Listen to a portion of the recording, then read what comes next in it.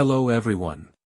This video contains different stories, some of them about the importance to visit the graves of your relatives and friends, and why the dead sometimes come in the dreams with requests, in particular for new clothes, and how to get rid of unnecessary attention to the graves of our loved ones. On November 13th, on her birthday, my daughter died. She had a heart disease. I had a dream from the 12th to the 13th as if I was standing in a grey corridor, and at the end of it there was a white opened door.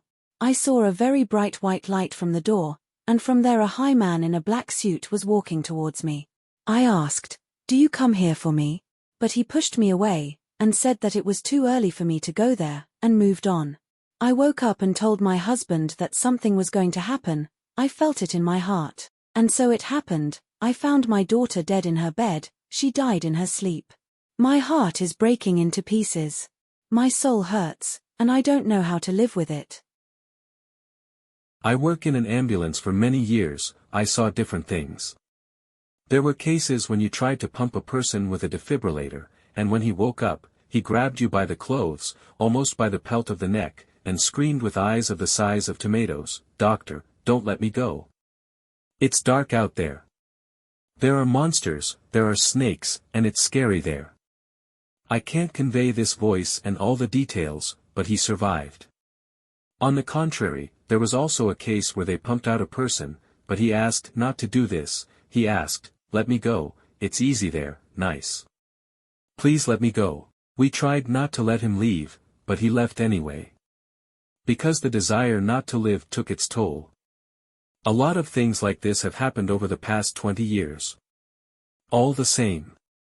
It doesn't matter that there is some kind of power that we, little humans, are not given to know about. No one is given the ability to know until the time comes and we ourselves understand it. In '86, my mother died. We commemorated 40 days after her death. It was 12 o'clock at night. I was sitting crying as I had no work, no money. And then I heard my mother's voice, "Take it in my coat." There I found money in the sleeve on a pin.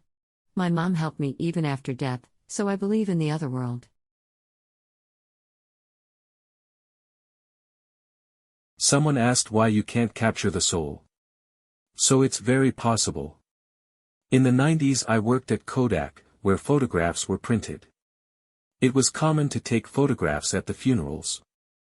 There were 3 cases where the photographs showed a cloud hovering over the deceased.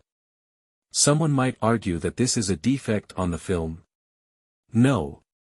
The films were in perfect condition. And the cloud above the coffin appeared in all frames. In one order there were 12 photographs with a coffin. And on the 12th frame, when the grave was buried, this cloud was recorded already in motion, as if flying away to the side. When my husband was taken to the hospital in serious condition, I naturally could not sleep.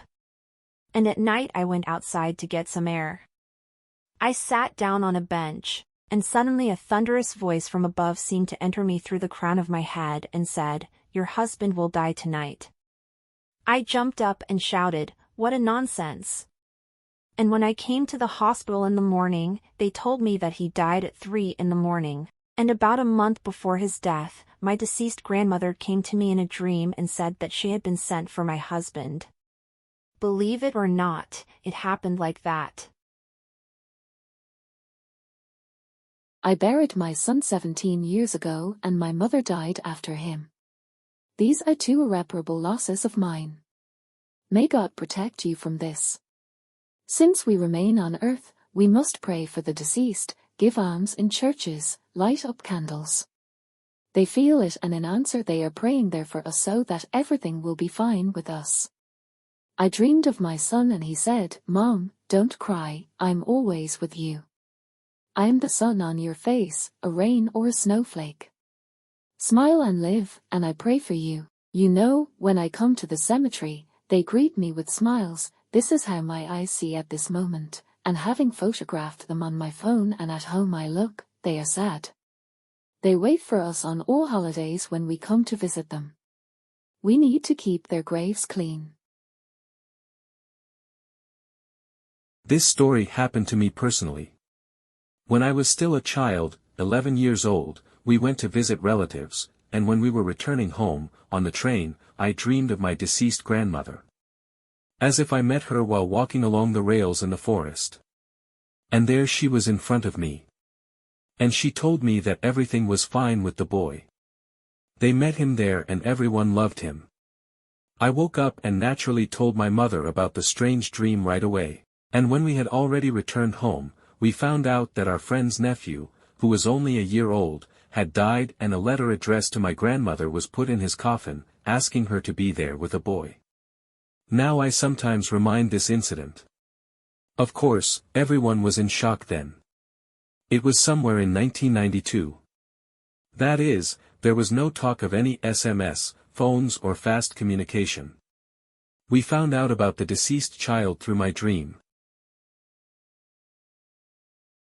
Half a year passed since Mom's death. It was summer. In the morning our entire female team had to go to work. A minibus was supposed to come for us.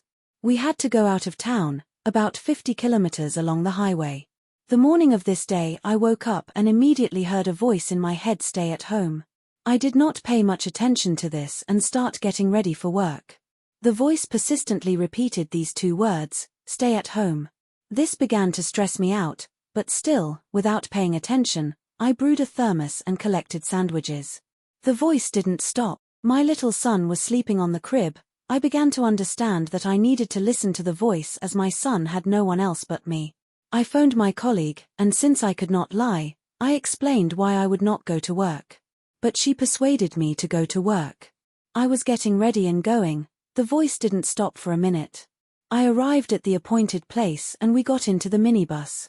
As soon as I got on the bus, the voice stopped. Usually, we drove along singing and laughing. I was the main leader, but here I could not utter a word. Something was pressing. We drove out onto the highway. Along the road there were many monuments to those who died in road accidents, and these monuments seemed to be approaching me. I began to ask God to give the kingdom of heaven and all heavenly blessings to those who died in an accident all the way. The bus driver, a mentally agitated man, swore all the way and swore at everything and everyone.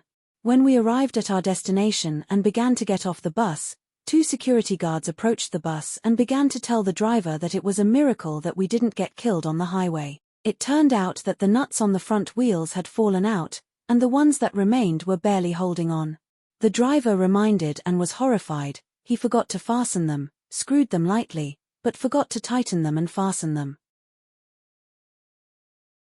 My daughter dreamed of her great-grandfather, my deceased grandfather, swearing that it was dirty, a mess.